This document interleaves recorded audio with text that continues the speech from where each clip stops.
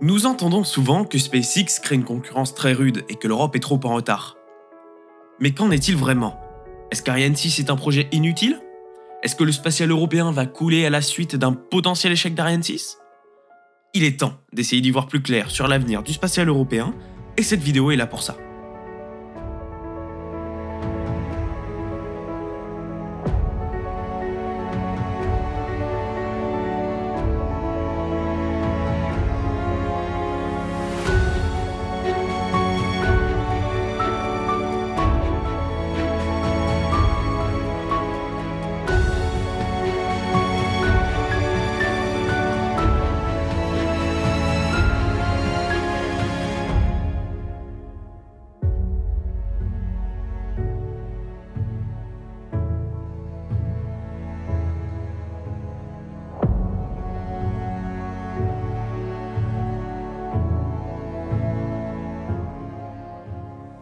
Et depuis 2012, pas d'évolution de lanceur.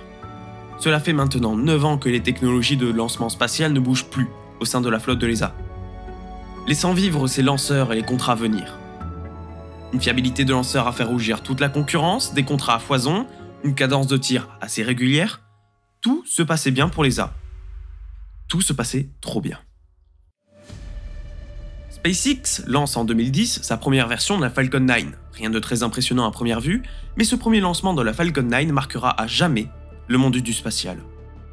Pour la première fois, une entreprise privée envoie du cargo en direction de la Station Spatiale Internationale. L'ESA, sur le créneau pour l'envoi de charges utiles vers l'ISS, grâce à l'ATV, voit un concurrent apparaître sans pour autant réagir. L'ESA continue à avoir confiance en leurs capacités et en leur maîtrise de la technologie de transport de cargo.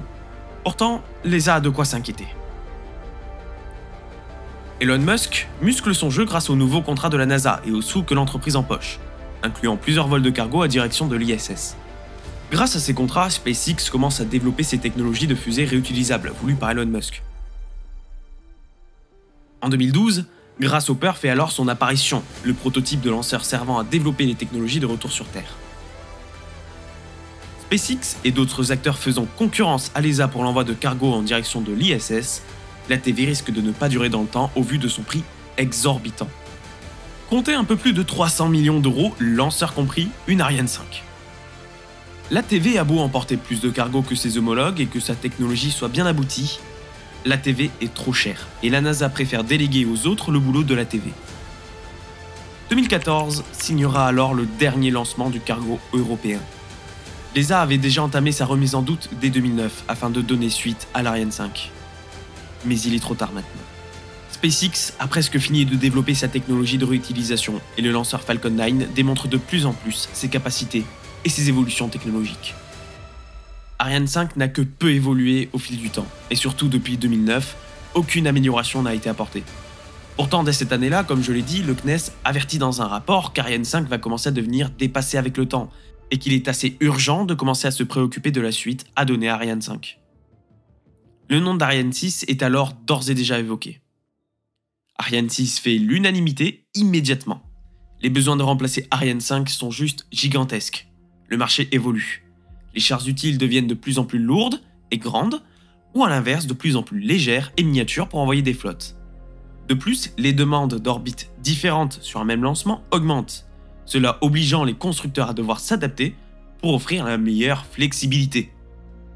Ariane 6 va donc devoir intégrer de nouvelles technologies pour essayer de faire face à la concurrence, notamment face au géant SpaceX qui détient des technologies innovantes, tout en devant abaisser les coûts au minimum, car SpaceX fait du mal en tirant le prix vers le bas.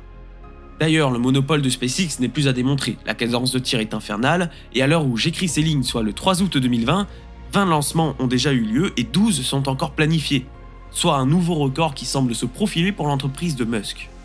Tandis que l'Ariane est sur son pire record de nombre de lancements depuis 1979, à l'époque du début d'Ariane 1. Même si la crise du Covid y est pour beaucoup, depuis 2015 le nombre de lancements ne cesse de décroître. Un vrai mal-être semble s'être installé pour le spatial européen. Pour relancer le spatial européen, les regards se portent sur Ariane 6. Pour cela, il faut absolument faire baisser les prix de lancement. Afin de réussir ce défi, l'Ariane 6 fait appel à de nouvelles technologies pour la fabrication et l'assemblage, comme l'impression 3D à tout hasard. Vidéo sur l'impression 3D dans la description. Par exemple, je vous parlais du fait que les clients demandent des orbites différentes pour un même lancement. Afin de pouvoir changer d'orbite, il faut donc se propulser. Donc, devoir rallumer le moteur éteint. Ainsi, il faut faire appel à un générateur de puissance auxiliaire appelé APU au niveau du deuxième étage. Ce générateur va permettre de repressuriser les réservoirs pour pouvoir rallumer le moteur du deuxième étage. Cet APU sera fabriqué en impression 3D pour limiter les coûts et augmenter sa fiabilité. Nous pouvons aussi noter que l'organisation de fabrication du lanceur est améliorée, plus proche du site de lancement, fabrication couchée, bref beaucoup de détails mais qui font au final baisser les coûts. Malgré tout, si des améliorations sont apportées au processus de fabrication et à la flexibilité du lanceur, il faut pouvoir se démarquer. Et Arianespace n'est pas sans armes à ce niveau-là. L'Ariane 6 sera proposée en 2 configurations. La version 62 avec 2 boosters à poudre latéraux et la version 64 avec 4 boosters. Ceci afin de se moduler en fonction de la masse de charge utile à envoyer, permettant alors de faire encore baisser les prix. Autre point fort, Arianespace propose un Kick Stage, un étage supplémentaire. Ceci afin de proposer un moyen de propulsion supplémentaire à des charges utiles en ayant besoin. L'expertise d'Arianespace dans ce domaine peut attirer des clients qui visent des cibles lointaines ou qui n'ont pas réussi à intégrer un système de propulsion supplémentaire à la charge utile. Cependant, comme vous vous en doutez, la réalité n'est pas aussi simple. Une Ariane 5 coûte au lancement 160 millions d'euros, à partager entre les clients, 100 millions pour le satellite en haut et 60 millions pour le satellite en position basse. Le but avec Ariane 6 est d'être 40% moins cher que sa sœur, c'est-à-dire de facturer au total 115 millions d'euros pour la version 64 et 70 millions pour une version 62. Le coût de fabrication de la version 64 s'élèverait à 94 millions d'euros et la 62 à 73 millions d'euros. La version 62 sera donc vendue à perte, mais les pertes seront compensées via les lancements de la version 64. Le but de vendre une version à perte est de fidéliser les clients. Cependant, il sera toujours possible qu'ils gagnent de l'argent avec la version 62 en vendant les options de lancement, comme l'installation du Kick Stage dont je vous ai parlé tout à l'heure. Les premiers lancements des versions de l'Ariane 6 seront légèrement plus chers durant la période de transition du retrait de l'Ariane 5. Bref, avec tous ces chiffres, nous pouvons comparer aux concurrents. Et surprise, Arianespace est toujours un peu plus cher. Mais le prix ne fait pas tout, loin de là. Arianespace a des arguments de taille. La fiabilité de ses lanceurs n'est plus approuvée. De plus, Arianespace est très précis dans ses mises en orbite, ce qui évite au satellite de cramer des ergols et donc d'allonger sa durée de vie. On rappelle qu'un client souhaite toujours que son satellite vive le plus longtemps possible. Mais ce n'est pas tout, Arianespace est en général à l'heure sur son carnet de commandes, donc pas de retard est égal pas de manque à gagner pour l'opérateur du satellite. Il faut donc aussi prendre en compte toute la qualité des services dans l'équation. Arianespace aurait techniquement la capacité de faire un lancement par mois d'Ariane 6, soit entre 11 et 12 par an.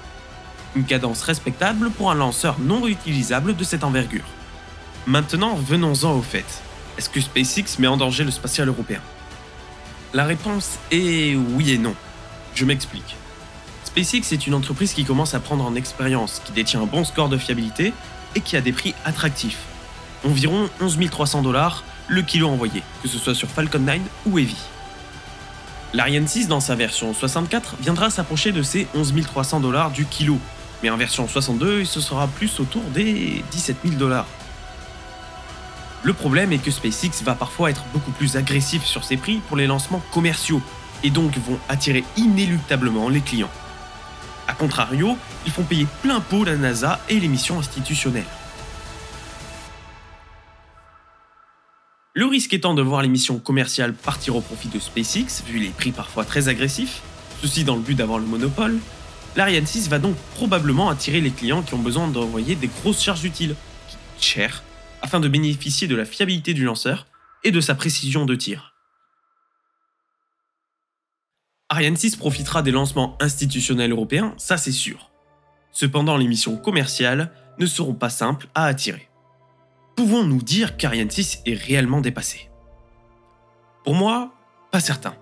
Ariane 6 est surtout devenu un tremplin. C'est un bon moyen de tester les nouvelles technologies dans la production, au niveau bloc moteur, au niveau logistique, etc. Ariane 6 sera une belle vitrine technologique, quoi qu'il en soit. Cette vitrine technologique sert surtout à essayer de baisser les prix et de rester au coude à coude avec SpaceX tout en innovant. Ariane 6 avait pour projet à la base de devenir la crème de la crème du spatial européen, Mais Ariane 6 a plutôt pris la direction de passerelles technologiques et budgétaires pour faire place à la riposte européenne Thémis. Thémis sera un lanceur européen réutilisable. Les équipes d'Ariane Espace auront accès à l'héritage de l'APU de l'Ariane 6 permettant d'optimiser encore plus leur technologie de rallumage de moteur. Ceci dans le but de faire réatterrir Thémis. Ariane 6 pour moi aura du mal à trouver sa place parmi tout le monde, que ce soit SpaceX, ULA ou encore les autres entreprises du secteur. La concurrence se fait très rude. Le projet n'est plus totalement en phase avec la réalité de l'évolution du secteur spatial. Elle arrive trop tard. Entre sa mise en service et sa durée d'exploitation, SpaceX et les autres auront trouvé un moyen d'abaisser encore les prix. Mais l'Ariane 6 a l'avantage d'hériter de la très belle image que renvoyait l'Ariane 5. Elle rattrapera le retard perdu au départ, mais en prendra tout de même durant sa période d'exploitation. Elle aura permis de ne pas être totalement larguée technologiquement et commercialement parlant. Il faudra ensuite rattraper à nouveau un retard, mais surtout réussir à prendre les devants pour les projets suivants. Ariane 6 sera peut-être un échec commercial, mais Ariane 6 est nécessaire, voire vital à l'Europe, pour construire les projets de demain. Alors cette fois-ci, avant même la mise en service d'Ariane 6, ils ont prévu le coup et planchent déjà sur l'après, afin de ne pas faire la même erreur que pour l'Ariane 5, se reposer sur ses lauriers et attendre un électrochoc pour réagir. Le spatial européen, même s'il est en retard au niveau des lanceurs, reste tout de même un acteur très important et très efficace dans la science spatiale, dans les expériences, dans les technologies de pointe. L'ESA travaille dur pour les lanceurs, mais les fusées ne font pas tout dans le spatial, et ça, nous avons tendance à l'oublier.